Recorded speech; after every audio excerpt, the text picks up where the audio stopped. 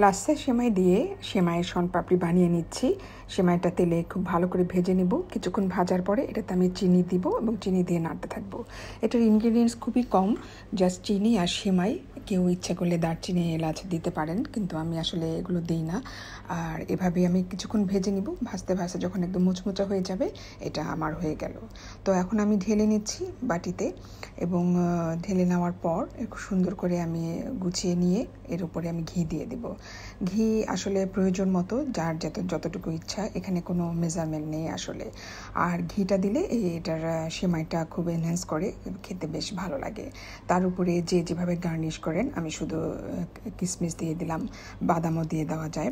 খুব সোজাভাবে করা যায় এই রেসিপিটা, এবং খুব তাড়াতাড়িও হয়ে যায়। তো হয়ে গেল আমার মজাদার সেমাইয়ের শনপাপড়ি। খেতে কিন্তু ভীষণ মজা।